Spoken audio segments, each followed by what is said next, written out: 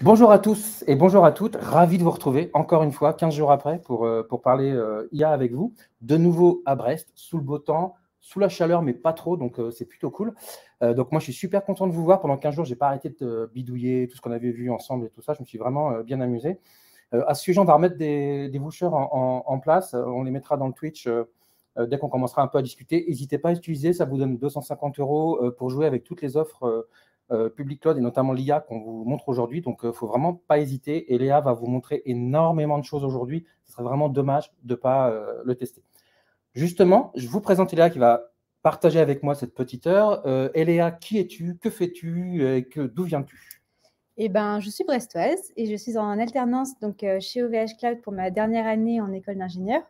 Donc, je suis dans la team AI Solutions et je vais venir en fait créer des verticaux sur nos différents produits, à savoir AI Notebooks, AI Training et AI Apps. Et mon poste, en fait, c'est un petit peu entre la data science et machine learning engineer. Voilà, ce que je dis souvent, c'est que Léa, en fait, est ma connaissance dans l'IA, et moi j'arrive et je mets un peu de paillettes et je bouge beaucoup, je fais du bruit, mais du coup j'ai besoin de quelqu'un qui connaisse. Donc aujourd'hui, ce qu'on va faire, on va prendre le temps au tout début. Là, on va vous montrer vraiment pas longtemps, mais quelques slides juste pour qu'ensemble on puisse vraiment comprendre ce qu'on va faire. Donc je laisserai Léa tout à l'heure les présenter. Ça permet vraiment de, je pense, avoir un langage commun. C'est toujours important parce que moi je viens pas du monde de l'IA, ça m'a vraiment permis de comprendre ce qu'on faisait. Derrière, on va faire un notebook plus complexe que celui que j'ai fait la dernière fois. Je faisais clic, clic, clic et puis juste Hello World. Là, du coup, Eléa va nous montrer un vrai notebook pour comment commencer à construire un modèle autour de la reconnaissance des fleurs. C'est ça. Et puis après, on va aller encore plus profond dans les produits qu'on offre, comme Training, qui va nous permettre de muscler ce modèle quelque part et pouvoir après aller jusqu'à une application.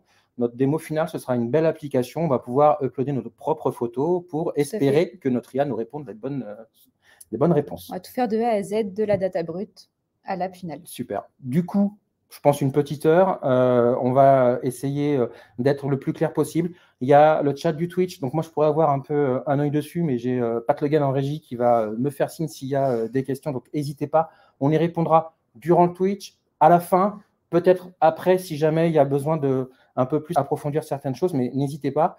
Donc là, on va juste commencer. Je vais laisser la parole à Léa qui va vous présenter un peu les bases de ce qu'on va vous expliquer aujourd'hui sur l'intelligence artificielle et le machine learning qu'on va présenter. Normalement, vous devriez voir à l'écran dans pas longtemps plus. C'est bon, ok. Pour tout vous dire, j'ai un petit décalage entre l'image que je reçois et la réalité. Léa, vas-y, je t'en prie. On va juste du coup recontextualiser pour qu'on parle un petit peu le même langage aujourd'hui avant de rentrer dans le cœur du sujet qui est la classification d'images de fleurs. Alors tout d'abord, l'IA, ça va regrouper beaucoup de notions, c'est un terme assez large. Et en fait, de manière générale, l'intelligence artificielle, ça va regrouper l'ensemble des programmes qui vont être en fait capables d'apprendre ou de raisonner comme un être humain. Après, une sous-partie de l'IA qui est quand même très importante, ça va être tout ce qui est machine learning. Et en fait, là, la machine va devenir de plus en plus performante sur certaines tâches, en fait, au fur et à mesure des expériences. Dans certains cas, et ça va être le cas d'ailleurs aujourd'hui, on va utiliser des réseaux de neurones.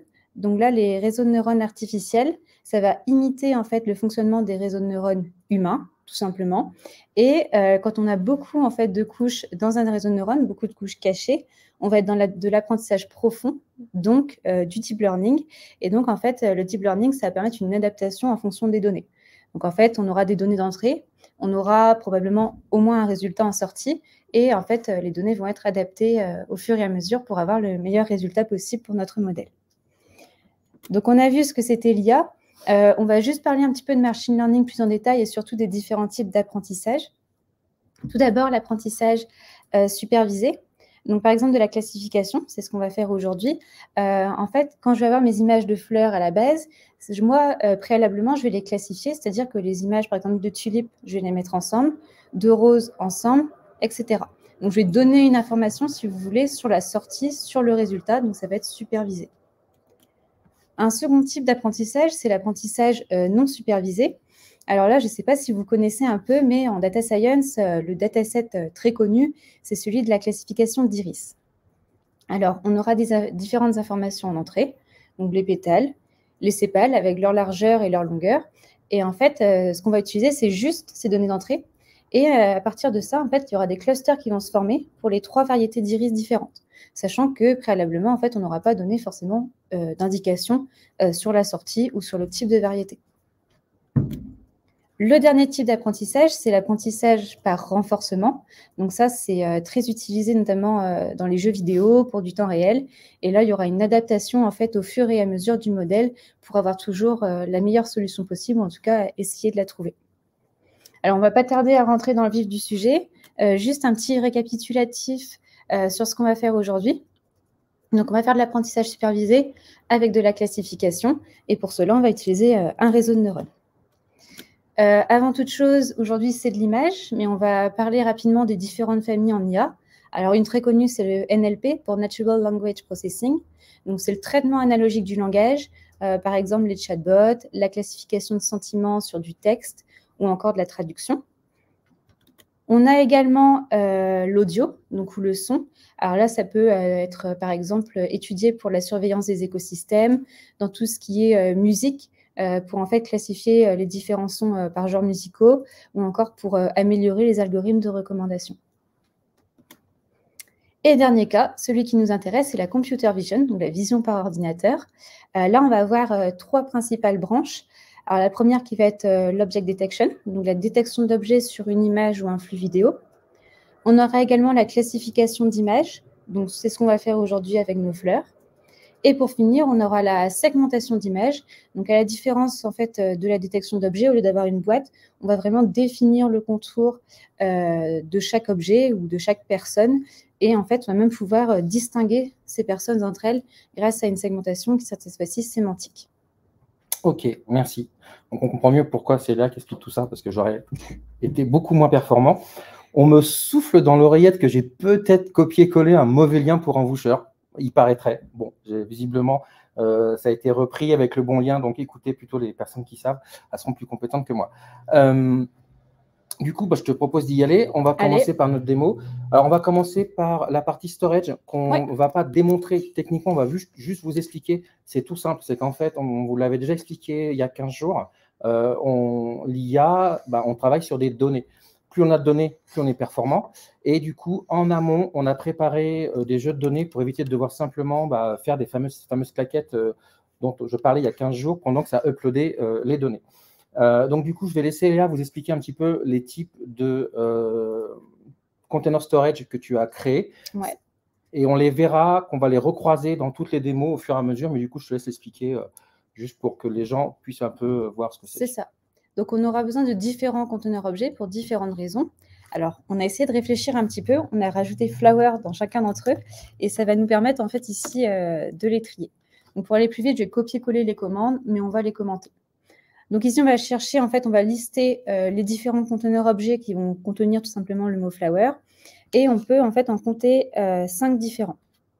Le premier, vous voyez qu'il n'est pas vide, c'est le data source flowers. Toutes mes données de base non transformées, non pré-traitées sont déjà à l'intérieur puisqu'on a quand même pas mal d'images, donc ça aurait pu prendre un peu trop de temps à uploader entre 5 et 10 minutes. On ne voudrait pas se fâcher avec la connexion Wi-Fi du bureau, donc du coup, on a été cool. Ça serait embêtant. On va être gentil avec elle et on espère qu'elle sera gentille en retour. Après, on a le data split flowers. Donc, alors celui-ci, il est vide. En effet, on va venir séparer tout à l'heure nos données, donc pour l'entraînement, la validation et la phase de test, mais également les retailler pour avoir une certaine cohérence. Vous voyez en dessous le metric runs flower classification. Alors celui-là, en fait, on va lancer un TensorBoard tout à l'heure. Alors peut-être que certains ne savent pas ce que c'est, mais ça va permettre en fait de suivre un entraînement dynamiquement. Et donc, on rentrera plus en détail de pourquoi on va venir sauvegarder certaines métriques.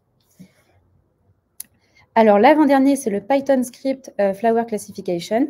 Celui-là, il va contenir en fait tout simplement le script Python qu'on va utiliser pour l'entraînement de tout à l'heure, mais également un fichier de contenir les différentes dépendances Python avec leur version fixée qu'on aura à installer pour que tout fonctionne correctement.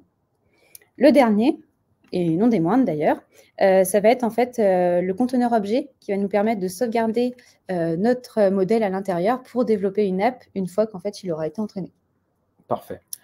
Du coup, là, on a fait le tour. Alors, comme je vous disais, on va revenir dans le détail sur ces conteneurs un peu spéciaux. Donc, j'ai envie de dire, on va attaquer le notebook Allez. pas à pas, avec beaucoup plus de contenu que la dernière fois. Et là, Ouais. va vous expliquer un petit peu un peu la philosophie qu'on construit un modèle dans ce monde-là. La petite différence qu'on va faire par rapport à la dernière fois, c'est ce que Léa est en train de faire. La dernière fois, moi, j'utilise Manager parce que je suis un débutant, donc j'ai besoin d'être un peu guidé. Là, on va tout faire en CLI. Ça permet quand même aussi de vous montrer notre CLI. Et en fait, d'ailleurs, ça me fait penser à une idée avec les fleurs et tout ça. Je connais quelqu'un qui s'est amusé à décorer des CLI avec des emojis. Il faudra que je en parle pour qu'on ait notre CLI qui soit contextualisé à chaque fois qu'on fait un truc. Je te laisse du coup expliquer un peu la CLI, ce que tu as fait et aller plus loin. OK. Alors, notre CLI OVHAI, en fait, l'avantage, c'est que peu importe ce qu'on lance, ça va porter le nom. Donc, par exemple, je m'explique, si on veut lancer un notebook, ça va être OVHAI Notebook Run. Par la suite, on utilisera une commande similaire pour un job ou une app. Ici, on va avoir besoin de choisir une image de base. Donc là, on aura un modèle TensorFlow. Donc, on va tout simplement choisir ce framework-là. On a besoin d'un notebook, donc on a le choix entre 2 éditeurs, à savoir JupyterLab ou VS Code. Dans notre cas, on prend Jupyter, parce qu'on aime bien manipuler avec Jupyter. Je peux également nommer mon notebook, donc c'est ce qu'on l'a fait, on a dédié son nom à ce live Twitch. Et également, j'ai le choix entre plusieurs versions pour les frameworks. Donc là, pour TensorFlow, je vais choisir du 2.4 avec du Python 3.8. On verra tout à l'heure qu'en fait, quand on va entraîner notre modèle dans un job, lancer une app, on se basera également sur du TensorFlow 2.4 pour avoir une certaine cohérence. Voilà, éviter d'avoir des problèmes de dépendance qui sont toujours un peu pénibles. Voilà. Aujourd'hui, j'ai fait le choix de lancer mon notebook avec un CPU. Alors, j'aurais tout à fait pu le faire avec GPU, mais je suis un peu dans une phase de recherche. Vous allez voir, au début, on va manipuler un peu les données, on va voir comment elles sont en fait à l'intérieur du dataset. On va faire différentes tâches de test, on va construire notre modèle. Donc, on prend un CPU juste pour tester. Ça nous coûte un peu moins cher. On économise des bébés phoques. Voilà. Tout le monde est content. Par contre, si je veux entraîner mon modèle dans un notebook avec jusqu'à 4 GPU, on peut aussi. On peut tout à fait. Et donc là arrivent du coup les conteneurs objets. Donc on va les brancher sous forme de volume. Alors le premier, donc nos données de source, on les met en RO pour read only, parce qu'on a juste besoin d'aller lire dedans et de les manipuler, mais on ne va pas modifier en fait le contenu du conteneur objet. Ensuite, on aura le data split. Donc là, c'est l'endroit où on va venir écrire, donc en read-write. On va venir écrire en fait pour remplir ce conteneur objet de nos données séparées pour l'entraînement, la validation et le test. Avant-dernier, du coup, c'est le Python script. Donc, on aura à l'intérieur, on verra notre script Python et le fichier permettant d'installer les différentes dépendances. Et pour la fin, on a également la possibilité en fait de linker un repo GitHub. D'accord, où il y a directement des sources qui sont dedans du coup. Voilà, si vous avez tout votre code à l'intérieur de votre repo, vous avez juste en fait à le brancher chez nous et vous pourrez l'utiliser en tant que tel. D'accord, ce qui est super pratique, c'est que ça vous évite de scripter le clone, etc. Là, du coup, en fait, au moment où l'image va popper, ça va faire pour nous en fait ces actions de récupération directement du code source depuis GitHub, voilà. Donc c'est plutôt sympa. Et donc, vous aurez juste, en fait, vous pouvez nommer l'endroit où se trouvera votre repo, et à savoir là, notre GitHub repo. Okay. Alors maintenant... Juste avant que tu continues, je peux te couper. La dernière fois, moi, quand j'ai choisi plein de frameworks, j'avais en fait un choix des listes déroulantes. Quand je suis en mode CLI, en fait, j'ai un moyen de un peu de voir la même chose. Il faut que je rebascule sur le manager. Alors, on a une commande qui est en fait faite pour, donc qui va être celle-ci. Décidément, j'arrive pas à la prendre. Bon, on va la prendre comme ça. Hop. Alors, je vais la copier. Donc, ça va être la OVHAI Capabilities Framework List. Et donc, en fait, alors là, ça va être un petit peu illisible. Zoomé, donc forcément, la mise en page n'est pas top, mais on a vraiment tous les... on a l'ID. Donc, l'ID, c'est ce qu'on va rentrer, nous, dans notre ligne de commande. On a également le nom pour la retrouver plus facilement. Donc, une URL qui correspond à la documentation.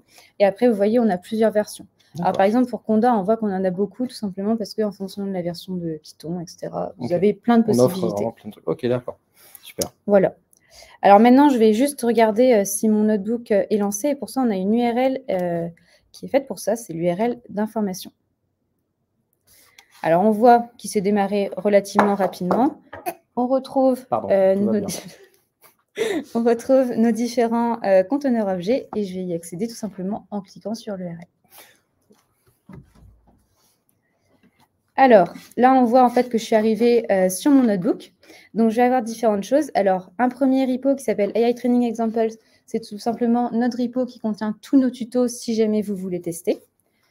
Ensuite, on a notre code. Donc, c'est là où on aura notre fichier Python pour l'entraînement, les data sources, les data splits et le GitHub repository dont on a besoin. Donc, Live Twitch 2, là, on veut un notebook. Et hop, je vais l'ouvrir. Alors, je vais juste nettoyer les sorties pour ne pas vous spoiler, ça serait dommage. Important. Et donc, mon tutoriel, ça va être sur du transfer learning avec ResNet 50 pour la classification d'images. Alors, qu'est-ce que ça veut dire? D'abord, le transfer learning, en fait, on va partir d'un modèle qui a déjà appris sur un dataset, donc qui a déjà une connaissance et qu'on va pouvoir transmettre, en fait, pour un autre dataset. Je m'explique. Si vous jouez du piano, que du coup, vous connaissez le solfège, et ben, ça sera probablement plus facile pour vous d'apprendre un autre instrument comme le violon. Là, ça va être pareil. En fait, ResNet 50 est un modèle pour de la classification d'images. Il a préalablement appris sur un dataset qui s'appelle ImageNet. Donc, on peut passer rapidement sur ImageNet. Alors, je vais zoomer un petit peu pour que vous puissiez lire. Donc, on voit qu'il y a 1000 classes différentes. Donc, il a quand même appris sur différents types d'images, à savoir que ça va être des images de la vie de tous les jours. Ça peut passer de l'avion à la voiture par l'animal, par exemple. Et on a également énormément d'images. Donc, le modèle est relativement performant, en tout cas sur ImageNet. Donc, on peut tout à fait utiliser ce qu'il a déjà appris pour le transférer pour nos fleurs. Alors, un petit mot sur notre dataset. On va être capable aujourd'hui de classifier normalement à la fin, si tout se passe bien, 5 types de fleurs différents, à savoir donc Daisy pour Marguerite. Dandelion, c'est tout ce qui est pissenlit, les roses, les tournesols et également les tulipes. Donc aujourd'hui, en fait, si je regarde mes data sources, je vois que j'ai rien de séparé en test, train, etc. Ça va être le but forcément de ce notebook, de pouvoir aller fouiller un petit peu dans mes données et les séparer pour que tout soit prêt pour l'entraînement. C'est ce que je disais un peu tout à l'heure, et c'est des choses qu'on voudra certainement raconter dans les semaines qui viennent. La partie traitement de données, préparation des données, c'est hyper important. À chaque fois qu'on veut faire quelque chose dans l'IA, il faut que nos données, c'est plus de la moitié du travail, effectivement. D'accord, ok. Bon. Ça paraît sensé. Voilà. Là, on voit que pendant qu'on discutait, j'ai installé les dépendances dont on a besoin, à savoir split folders. Ça va être pour séparer donc, mes données de source pour l'entraînement, tout simplement. OpenCV Python, ça c'est pour tout ce qui est images. Et également SpaCy, puisqu'on en a besoin. Étape suivante, ça va être d'importer les différentes dépendances. Donc, on voit qu'ici, on a besoin de TensorFlow. On va construire notre modèle avec. Tu me rappelles un peu TensorFlow, parce que moi, la dernière fois, j'ai cru voir TensorFlow, PyTorch. Ça va être 2 gros frameworks très utilisés en fait en IA pour construire les modèles, les entraîner. On aurait tout à fait pu le faire avec PyTorch. D'accord, il n'y a pas de... Mais peut-être du coup pour un prochain live. Bien sûr. Ok, on va juste visualiser nos images pour que vous puissiez voir en fait. Déjà, on va regarder est-ce qu'elles sont de la même taille, est-ce qu'elles sont en RGB ou en noir et blanc. C'est aussi important de le regarder. Ok, donc on a la première, deuxième, troisième. Et là, déjà, on peut voir que les tailles sont différentes. On aura un resize à faire à un moment donné pour avoir une cohérence et pour toutes les images à l'entrée du réseau de neurones, soient les mêmes. En tout cas, soit de la même taille. C'est ResNet qu'on a besoin d'avoir une résolution correcte. Alors, à l'entrée, il va falloir qu'on ait une image carré, entre guillemets. Et donc là, on va privilégier du 224 par 224. Okay. Hop, et la dernière. Ok, donc là, on voit bien que niveau taille, ce n'est pas du tout les mêmes. Donc, on va devoir retailler. Avant toute chose, on sépare en 3 jeux de données. Alors, je vais lancer ma commande. Et donc, on va passer de cette répartition-là à celle-ci. Et grâce aux split folders que j'ai installés tout à l'heure et que je vous ai présenté. C'est pareil pour ranger les maisons, en fait. Ouais. Clique dans un notebook, paf, ça range la maison. Peut-être qu'on peut créer une IA qui range les maisons. Ce serait super. Oui, c'est possible. Prochain live. Et donc, qu'est-ce qu'on va faire? On va prendre 70% du dataset pour l'entraînement, 20% pour la validation et 10% pour la phase de test. En effet, pendant l'entraînement de train, donc on aura les données d'entrée, les données de sortie, une partie validation, où le modèle va proposer en fait un résultat en sortie. En fait, la validation, ça sera oui ou non, et donc ça va définir en fait si notre modèle est performant ou pas et s'il est précis. Et enfin, la phase de test, ça va être après l'entraînement pour, sur une petite base de test, voir les résultats qu'on peut obtenir. Donc, vous voyez que la séparation s'est faite assez rapidement. Techniquement, voilà, on a nos données maintenant séparées correctement. Et on va pouvoir utiliser un data générateur de chez Keras, donc qui dépend un petit peu de TensorFlow. Et en fait, ça un data générateur, donc surtout pour les images. Et donc, ça va nous générer des données d'images. On définit les classes qui correspondent en fait au nom des différentes fleurs. Et on va pouvoir tout simplement lancer ces générateurs-là. Donc, on voit bien qu'on a mis 224 par 224 pour nos tailles. On a renseigné les chemins d'accès. Et donc, on nous ressort bien le nombre d'images et le nombre de classes. OK. Prochaine étape, on va construire le modèle, étape par étape, donc tranquillement. Et après, on va voir qu'on va juste l'entraîner sur une époque, voir si tout se déroule bien et si l'entraînement commence correctement. Là, on va peut-être voir que c'est un peu lent et donc, au besoin, on passera du coup sur GP. Alors, construction du modèle. Donc, je vous l'ai dit, nous, on va faire du transfer learning. Pourquoi? En fait, le transfer learning, déjà, on va aller beaucoup plus rapidement. On aura besoin de moins de temps et donc de consommer moins de ressources pour entraîner. Et de manière générale, on va avoir des résultats qui vont être meilleurs. En fait, on bénéficie déjà d'un modèle qui a été déjà entraîné et on lui rajoute un peu nos spécificités dans notre cas. Mais du coup, il y a quand même une grosse partie qui a déjà été bien travaillée, quoi. En fait, on utilise le savoir, entre guillemets, du modèle et on le fit à nos données. Super. Donc là, qu'est-ce que je dis avec cette cellule-là? En fait, tout simplement, je vais lui dire que j'utilise weights égale ImageNet. Ça veut dire que je vais utiliser les poids donc du réseau de neurones qui a été entraîné sur le dataset ImageNet. Donc, tu nous as parlé tout à l'heure avec les 1000 classes, donc on peut imaginer qu'il est plutôt pas mal. Voilà. Si on a des classes qui ne sont pas trop différentes entre le dataset sur lequel il a été entraîné et le nôtre, à ce moment-là, on peut s'attendre à des résultats très corrects. Donc, taille d'entrée. Et là, qu'est-ce que je dis? En fait, je lui dis que je veux utiliser le modèle en tant que tel et du coup, je mets le trainable à false. OK. Donc là, quelques warnings, rien de grave. Et on va voir normalement qu'il le charge sans souci. Voilà. Et maintenant, moi, qu'est-ce que je vais faire?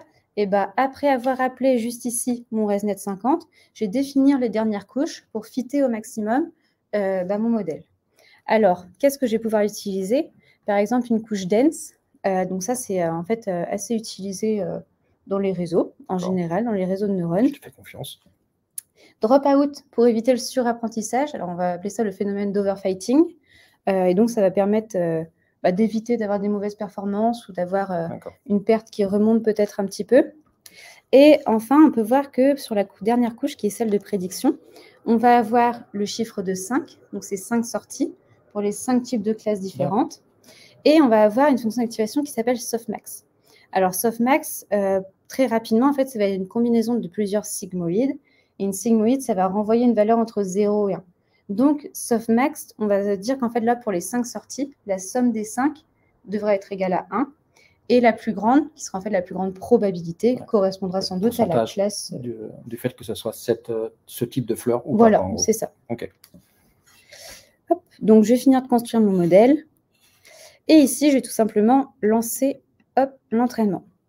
Alors là, on va juste choisir une perte. Donc, Sparse Categorical Cross Entropy. Là, en fait, ça va être une perte qui va mesurer en fait si on a bien catégorisé ou non. En tout cas, si le modèle a bien catégorisé ou non. Et basiquement, en fait, pour tout ce qui est métrique de précision, on va choisir Accuracy. Donc là, on peut voir que par la petite étoile... Ça prend un peu de temps. C'est là, normalement, où je peux faire des claquettes. Mais en attendant, du coup, déjà, on va voir si ça commence bien, parce qu'on n'a mis qu'une époque, donc qu'une période. Ce qu'on va faire, c'est qu'on va aller regarder ce qu'on peut faire, du coup, pour construire un code Python et lancer un job après pour l'entraîner. En fait, là, ce que Léa est en train de vous montrer, c'est que on aurait pu, comme elle l'a dit tout à l'heure, on aurait pu rester sur Notebook. D'ailleurs, il y a des data scientists qui restent que sur Notebook, qui mettent des GPU tout de suite et donc qui entraînent leur modèle avec Notebook. Et on a également des tutoriels qui le montrent. Et on a plein de tutos qui le montrent, etc. Donc ça marche plutôt bien. Là, ce qu'on va faire, en fait, c'est que petit à petit, on va construire ce qu'est en train de charger Léa, un fichier Python qui, en fait, elle va vous l'expliquer, ressemble beaucoup à ce qu'on a fait, avec quelques parties en moins, avec comme objectif de le mettre dans notre offre training, qui va permettre de faire plein de nouvelles choses, notamment on va parler de grid computing, de scalabilité, etc., pour encore plus optimiser la performance. Et nous, du coup, dans ce cas-là, je spoil un peu, mais on va certainement utiliser de la GPU. Mais d'abord, il faut d'abord le transformer. Voilà. Alors, moi, j'ai pas trop envie de m'embêter. J'ai déjà construit mon modèle, j'ai déjà rédigé différentes cellules. Donc, ce que je vais faire, c'est que mes cellules, en fait, je vais les regrouper pour en créer des fonctions. Là, par exemple, ma fonction build model, je vais tout simplement récupérer les 2 cellules de ma step 3. Et donc, en fait, vous voyez ici que je les appelle de la même façon. Ensuite, je vais avoir train model. Donc là, c'est ma step 4, tout simplement. Donc, que je redéfinis ici. La seule petite différence, c'est que je vais mettre ce qu'on appelle un callback TensorBoard pour pouvoir en fait utiliser les métriques de l'entraînement pour visualiser en fait l'évolution de mon train avec un outil qui permet de le faire dynamiquement. Qu'on verra tout à l'heure. Qu'on verra tout à l'heure. Petite différence, j'évalue mon modèle, parce que là, je ne vais pas pouvoir le faire sur une époque, vous allez voir qu'en plus, c'est un petit peu long. Et je vais l'exporter pour créer mon app. Super. Dernière chose, j'utilise tout ce qui est data generator, comme tout à l'heure, au début du main, et je vais appeler chacune de mes fonctions. Ça me semble bien. Je compile nativement le Python. Et donc là, on regarde, c'est un petit peu lent. Alors moi, ce que je vais faire, c'est que je vais venir stopper cette cellule-là. Pendant qu'elle se stoppe, on va juste regarder du coup les différentes bibliothèques Python dont on a besoin, à savoir OpenCV, donc toujours pour tout ce qui est image, pour le pré-traitement, transformation, etc. Pillow, parce qu'on va en fait importer image de pile. Et donc là, ça va être tout ce qui est affichage, toujours utilisation des images. Et Spicy, comme je vous l'ai dit, on en a besoin du coup derrière pour l'entraînement. Alors, on va voir si ça s'est stoppé. OK, donc c'est en rouge, c'est bien que c'est stoppé. Je vais venir tout simplement tout sauvegarder et je vais demander le stop. Alors, pourquoi je vais avoir besoin de stopper? Pour une histoire de synchro. Qu'est-ce qui va se passer en fait quand je vais demander à mon notebook de stopper? Tout va être synchronisé vers l'object storage. Donc là, mes data splits, je vais venir les retrouver. Mon code Python aussi. Et en fait, une fois que mon notebook sera stoppé et que tout sera tout simplement synchronisé, on va pouvoir lancer le job après. Donc, c'est aussi un peu l'avantage de faire des... Fais attention à ton bracelet. Comment ça s'appelle? C'est aussi l'avantage de faire des conteneurs object storage, c'est qu'en fait, on va pouvoir les réutiliser dans tous nos produits, Okay. voire même les utiliser ailleurs. Si j'avais envie, oui, je peux très bien bénéficier de ce que j'ai fait là ailleurs. Bon, vous doutez que ce n'est pas le sens de l'histoire de la démo, mais oui, nous, je peux tout à fait les retélécharger retélécharger en local si j'ai envie. Mais okay. Le but, effectivement, c'est de pouvoir les utiliser.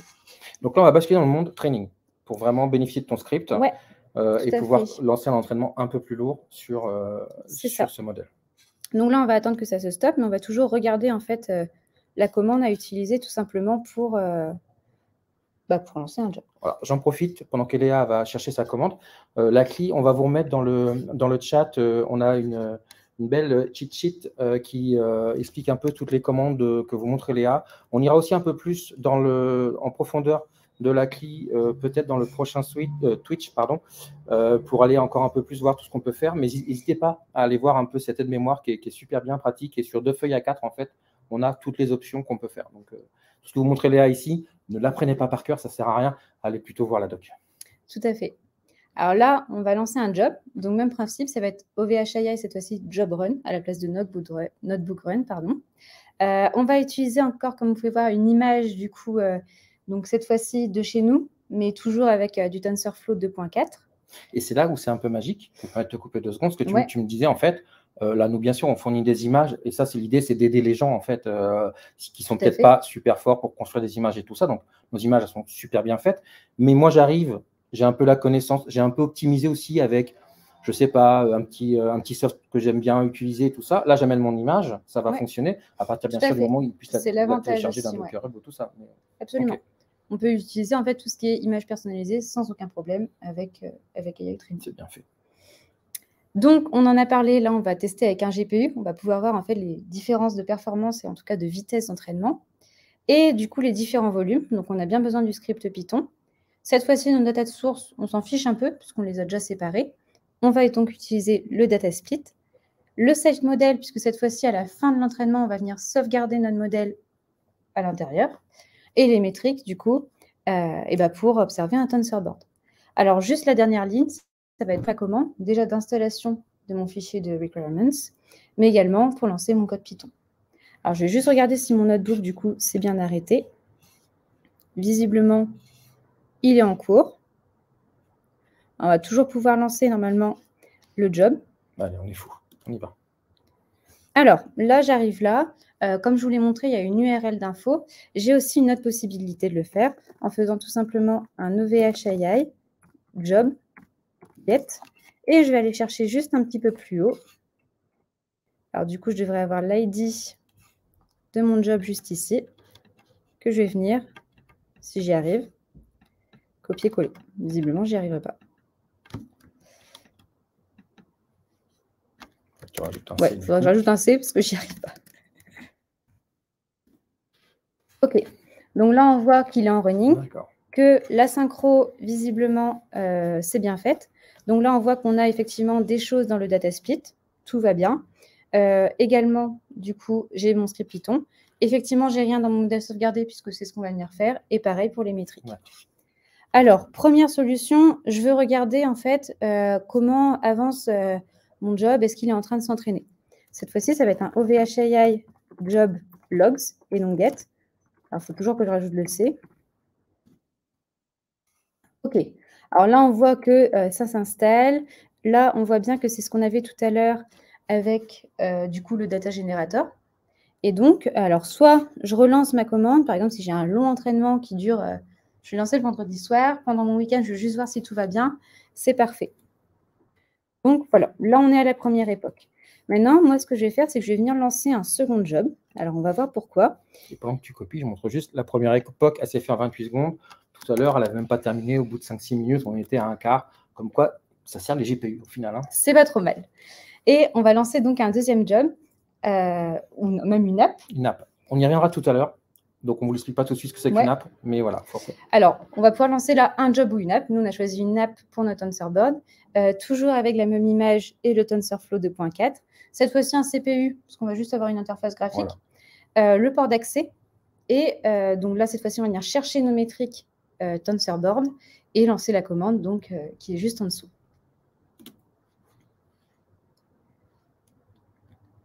Alors, visiblement... Je pense que tu as ton petit pourcent en trop de ta commande, non? Tu ne l'as pas copié en même temps? Ah non. C'est l'effet démo. Invalid value, metrics. Ah oui. Alors, qu'est-ce qui s'est passé? Est-ce qu'il est encore là le... C'est pas l'espace que tu as entre les deux mois et le TensorBoard, ah non? C'est normal? Ouais, c'est normal. Bon. L'espace avant Tensor.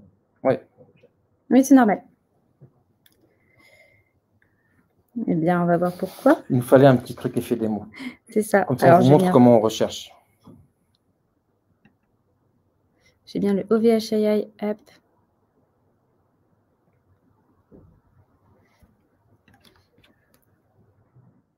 Alors, qu'est-ce qui se passe? Je vais remonter dans mes commandes de tout à l'heure, parce qu'on a fait des tests quand même, mais on va voir si on trouve ce dont on a besoin. Alors, ben voilà. Okay. Alors, bon, je ne sais pas. Ma commande devait de pas être bonne. Je pense, qui explique ça. C'est souvent le problème quand on fait des copier-coller. Entre les commandes, on se retrouve avec peut-être un caractère quota. C'est ça. Voilà. C'est pas bien grave. Alors là, on a une app, même problème. Pour regarder si tout est en route, on va faire OVHAI app, cette fois-ci get. Et je vais venir, en fait, rentrer l'ID. Si j'y arrive, toujours le même problème. Alors, je vous rassure, le bandeau bleu qu'on voit là, on en reparlera sur app. C'est une version, on est en alpha. Ça marche très bien. Ce qu'on vous conseille, c'est de surtout pas l'utiliser en prod, à part si vous êtes très joueur. C'est pour ça qu'il y a un gros bandeau bleu qui arrive, c'est que ça explique que c'est une version alpha, mais on peut le désactiver avec une autre option. Mais voilà, ceci explique cela. Voilà. Je suis finalement arrivée sur mon TensorBoard après un petit problème de commande. Et donc là, bon, on est à la fin de l'entraînement. Pourquoi? Parce qu'on l'a fait que sur 10 époques. On était sur du transfer learning, donc on n'a pas besoin de centaines d'époques pour l'entraînement. On gagne beaucoup de temps. Et on voit que c'est déjà fini pour le même temps, voire moins longtemps qu'on a mis pour faire une époque tout à l'heure. Alors là, on va comparer les courbes d'entraînement et de validation. Pourquoi ça peut être important d'avoir cette vue-là? Parce qu'on peut potentiellement avoir une perte qui remonte. Dans ces cas-là, on aura du surapprentissage. Et donc tout de suite, là, on arrête. Voilà, donc là, on peut dire stop, on a quelque chose à régler, on a un problème quelque part. Et on peut également voir surtout si tout se passe bien, si on n'a pas de problème dans l'évolution. Autre point positif, là, pourquoi j'ai lancé une app séparément?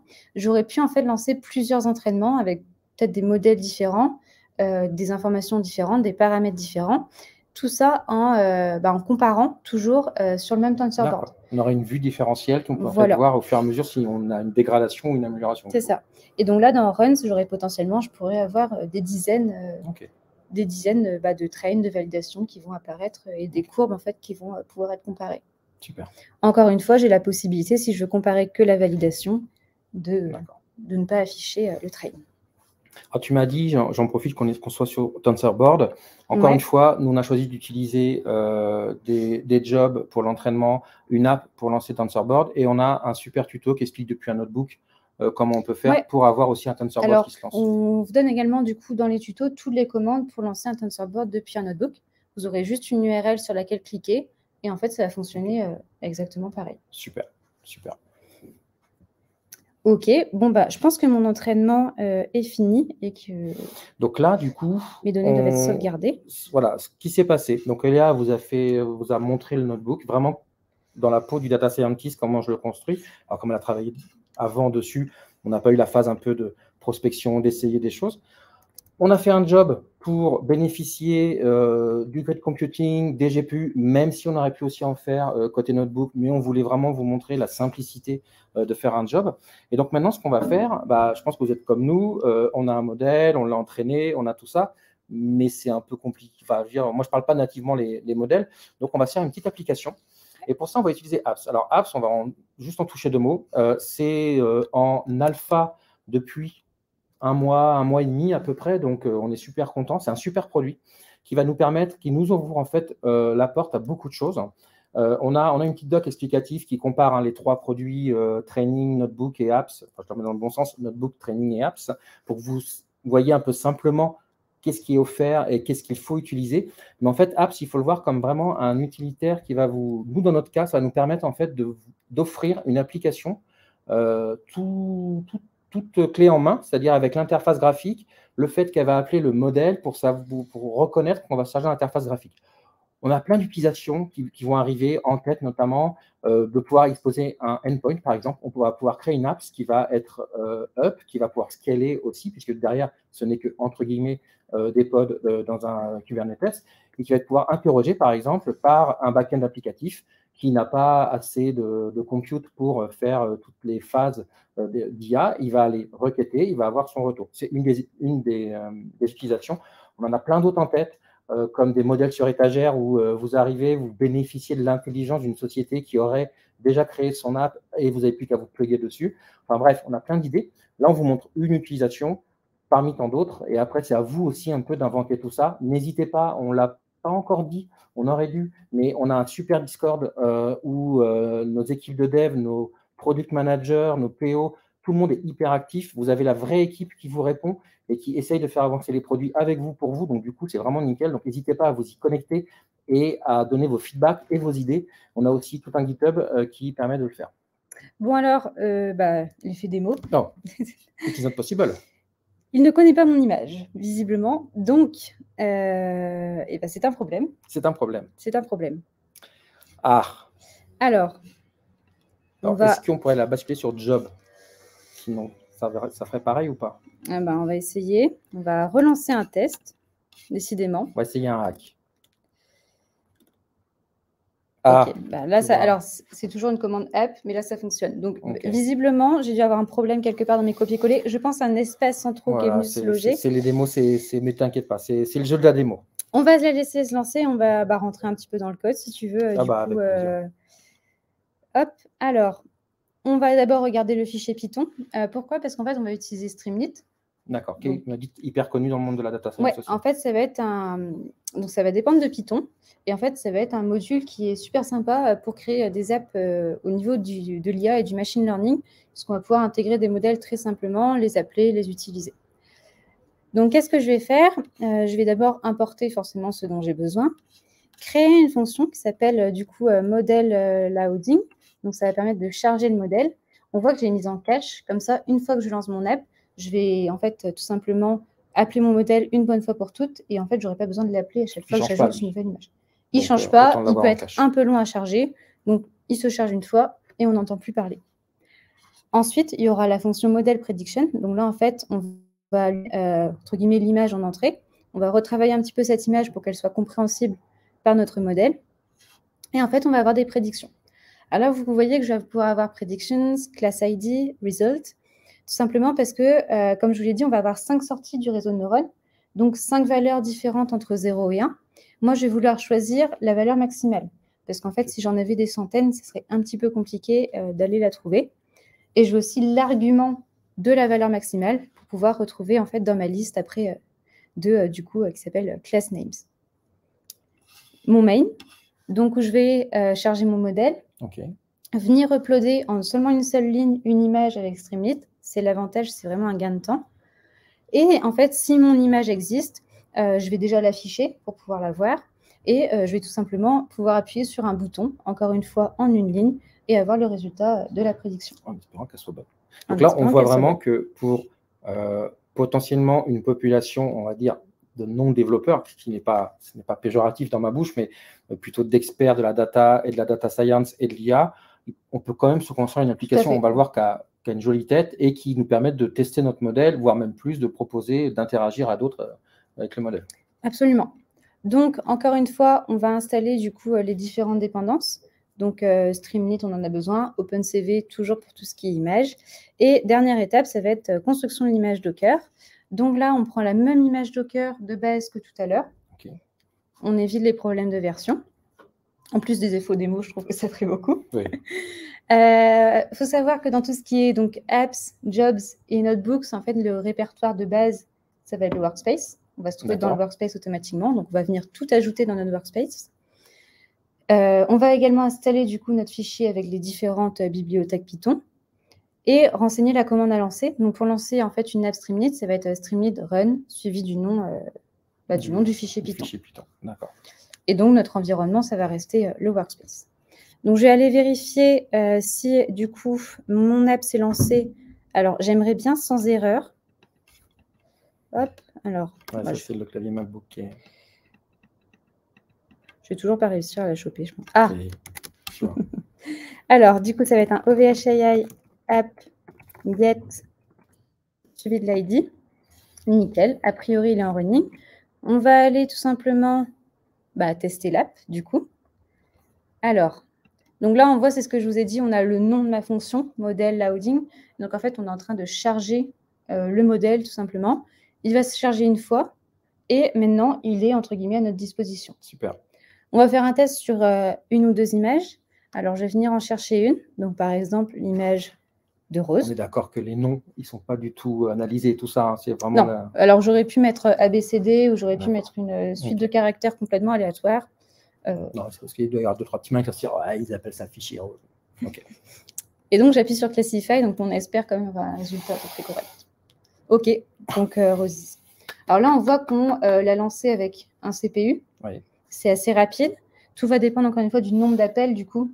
C'est ça. On pourrait basculer sur du GPU, sachant que là, on est sur le monde app, on est sur une application qui est déployée sur du cube, qui a aussi de la scalabilité. Hein. On peut scaler de manière assez importante nos applications à loisir. Donc, il y a tout ça qui peut rentrer en ligne de mire. Mais effectivement, on peut aussi basculer dans un GPU si on a un modèle qui nécessite, y compris dans son utilisation, d'avoir encore plus de puissance de calcul. C'est ça. J'ai chargé une image de tournesol. Donc, on va, pareil, appeler notre modèle et voir le résultat de la classification. Oh, quel talent. Sunflower. Bravo. Donc là, en fait, on a vraiment vu toute la chaîne complète qu'on pourrait imaginer si on était, entre guillemets, je vais en prendre un terme que j'aime pas trop, mais qui me fait maintenant sourire, si on veut être full stack data scientist, en fait, on a conçu notre modèle avec Notebook.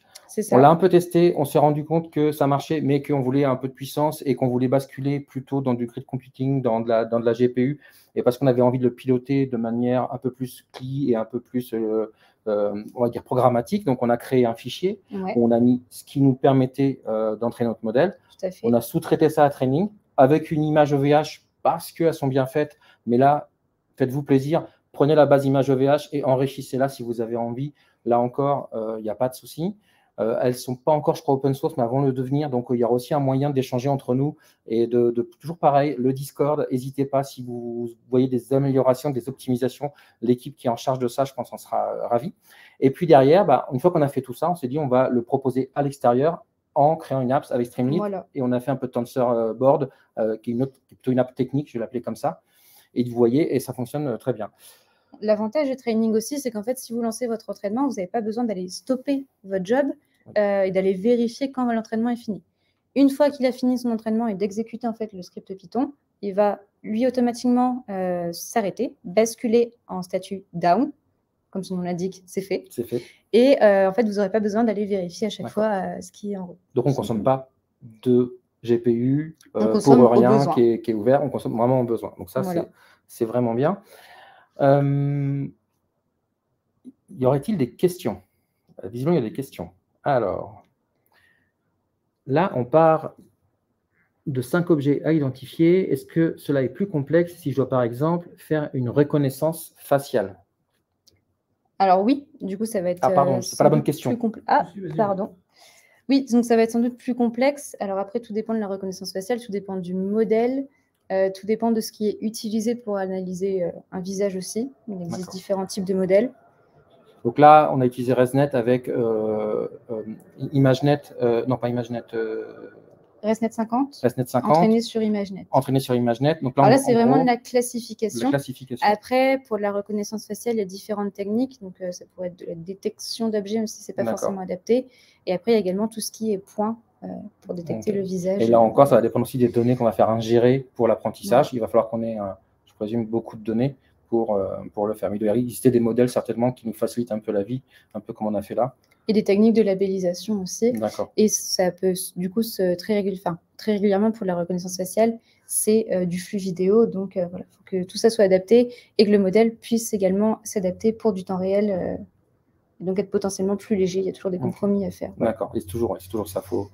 Tu me disais, il y a un peu c'est pas un terme très technique que je vais en prendre, mais le tâtonnage. En fait, ça fait partie aussi du jeu, c'est qu'à un moment donné, on ne peut pas trouver la bonne solution tout de suite. Quand on crée un modèle, quand on l'entraîne, justement, ça sert à voir un petit peu et à corriger et à donner des petits coups de tournevis là où il faut. Parce que des fois, effectivement, on a un modèle qui va être très performant sur un certain type de données. Après, si notre dataset à nous est mal équilibré, par exemple, on a une classe où il y a 10 000 images et l'autre où il y en a 2, ça va devenir un petit peu compliqué. Donc, encore une fois, ça va beaucoup dépendre des données et du type du modèle. On a une question. Alors, moi, je n'ai pas la réponse. Ça faisait partie des tests que je voulais faire, donc on verra. Est-ce que l'offre OVH est entièrement orientée Python ou bien existe-t-il d'autres alternatives? Moi, je vais donner ce que moi je connais, c'est que nos images à nous, elles sont, je pense, très orientées Python. Ouais. Après, je ne sais pas si on propose d'autres types de techno. Ça va arriver. Ça va arriver. Ça va arriver. Mais ce que j'ai envie de dire, c'est que par contre, vous l'avez vu, nous, bien sûr, on utilise les images OVH parce qu'on a une super équipe qui bosse dessus et qui nous en fait aux petits oignons. En fait, il faut vraiment séparer les deux choses. Il y a la partie, ce qu'on offre, entre guillemets, sur étagère, les images, avec les frameworks préconfigurés pour s'éviter les maux de tête avec les dépendances et tout ça. Et quelque part, l'infra au sens très large, sur là où ça va tourner. Ce qu'on vous a montré avec Eléa, enfin surtout Eléa, sur par exemple Jobs et Apps, en fait, on exécute une image. Donc là, on peut se faire plaisir avec n'importe quelle typologie d'image à partir du moment où on maîtrise la techno et tout ça. Et effectivement, on va arriver avec d'autres technos dans les mois. Voilà. C'est vrai que pour l'instant, Python, c'est quand même très utilisé dans le domaine de la data science, mais ça va arriver. Alors, j'espère qu'on a répondu aux questions. Est-ce qu'il y en a d'autres, mon ami? Il en reste une? Non, c'est bon. Non, c'est bon.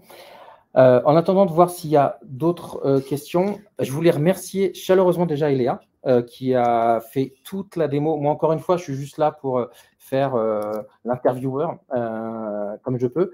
Donc, Eléa a bossé sur tout ça. Je la rassure aussi, une démo qui n'a pas de bug, ce n'est pas une vraie démo. Hein. Normalement, ça veut dire que c'est enregistré. Donc là, au moins, on a vu que c'est pas cool. Démo. Je suis sûre, j'ai fait un mauvais copier-coller. J'ai un espace en trop à un endroit donné, c'est sûr. C'est sûr. C'est pas grave.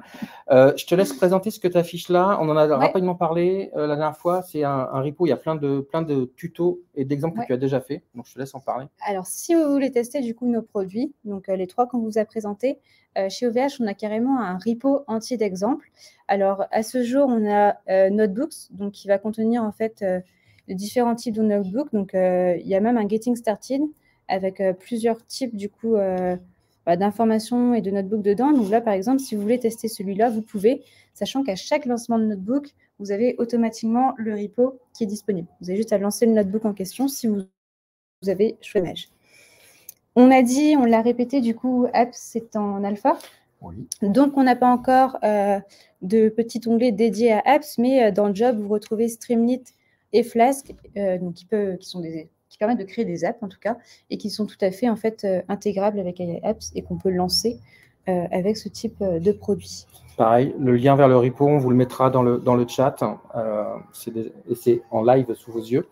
Donc, c'est pareil. C'est un repo qui est public, ouvert au PR. Donc, il ne faut vraiment pas hésiter à nous faire des retours, à corriger des coquilles, proposer des améliorations. On est très preneurs. Hein. Nous, on le fait avec notre connaissance et notre envie du moment. Donc, forcément, on ne peut pas tout connaître. Donc, n'hésitez pas, encore une fois, le Discord, le GitHub, proposez, donnez-nous vos retours. Et également la documentation. Du coup, on a une documentation générale sur nos produits AI et Machine Learning, donc avec des infos sur le CLI, sur Notebook, Apps et Training. Et encore une fois, vous pouvez nous faire en fait des feedbacks sur la doc si vous avez des améliorations, des retours. Pareil, la doc, elle est open source, elle est accessible sur GitHub. Faites des PR. N'hésitez pas, si vous trouvez ça soit pas clair, soit une coquille, soit une amélioration. On est très preneurs. Ou tout simplement des nouvelles idées qui pourraient être adaptées à nos produits. Tout à fait. Quelle heure est-il? 15h51. Et on a une petite question. Y aura-t-il d'autres streams sur l'AI et d'autres? Alors, oui, justement, j'allais vous indiquer quelques news. Donc, déjà, on se retrouve non pas dans 15 jours, mais dans 3 semaines. Problème d'agenda de tout le monde. Donc, du coup, dans 3 semaines, on va finir la fameuse triptyque dont je vous avais parlé sur la partie IA chez OVH. Et on va rentrer en profondeur dans la CLI et aussi sur toutes les images que l'on peut faire et que l'on peut manipuler avec Apps. Donc, du coup, comme j'adore la Bretagne, je reste en Bretagne, mais je vais à Rennes cette fois. Alors, je ne sais pas si c'est la Bretagne, Rennes, du coup. Non, peut-être fait une je suis désolée, non. Ah là, terrible. Donc, ça sera de Rennes, de nos locaux de Rennes. On finira cette partie-là. Et on va se faire une pause méritée après l'été, parce que c'est des vacances. Et dès la rentrée prochaine, on embraye sur de nouveau des lives. Alors, aussi côté IA, on va peut-être faire un peu des zooms et des deep dives sur certains frameworks, certains technos pour vraiment rentrer dedans. Et puis sur les nouveaux produits, parce qu'on aura plein de nouveaux produits qui vont arriver. Et puis, du coup, vous en doutez, il n'y a pas que l'IA chez OVH Cloud. Donc, on refera des lives sur les data, etc., sur toutes les offres que l'on peut faire. Si vous aimez, dites-le nous, comme ça nous motive encore plus à continuer, parce que l'idée, c'est aussi de vous servir d'aide, de guide, de pouvoir le regarder à tête reposée, de regarder ce qu'a fait Léa, pour prendre le temps de le refaire. Encore une fois, je vous le rappelle, il y a des vouchers, utilisez-les, jouez avec ce qu'a fait Léa, faites vos retours, posez vos questions, le Discord est là pour ça, et nous, de toute façon, ça va nous faire avancer encore plus dans nos produits, donc bien sûr qu'on va revenir, avec d'autres personnes, certainement Eléa, mais aussi d'autres. L'idée, c'est aussi de vous montrer nos belles équipes parce qu'ils bossent super bien sur tous nos produits. Donc, c'est important de mettre des visages sur ces produits. En tout cas, c'est ce qui nous motive. Donc, voilà, pour la suite, un petit peu, on a effectivement plein de choses dans les cartons. Et on est ouvert à la discussion. Et on est ouvert à la discussion. Le mot de la fin, merci. Est-ce que tu veux rajouter? Super. Très intéressant. Je retiens les bugs de démo, mais bon, sans les bugs de démo, c'est pas drôle. C'est normal. Elle n'osera pas vous le dire, mais Eléa a donné des talks sur, pareil, une partie de reconnaissance des sons des mammifères marins, qui sont des super talks. Notamment, il y en a un qui a été capté en vidéo à TEDx et Craft Records. Donc, vous regardez sur YouTube, vous tapez Craft Records, vous allez sur leur chaîne et vous avez notamment le replay du talk d'Eléa, qui est superbe, qui est sur cette fois la reconnaissance des sons des mammifères marins, qui marche un peu sur le même principe, mais avec d'autres technos, d'autres frameworks. Et donc, du coup, allez-y, c'est super aussi. Encore une fois, tout est dispo, du coup, en open source sur GitHub. Et en plus, voilà, vous le retrouvez dans les exemples, donc c'est nickel, vous pouvez rejouer avec. Absolument. Merci tout le monde. Merci beaucoup. À la prochaine. Et Léa, encore merci. À la prochaine aussi. Et puis, on vous dit bon soleil.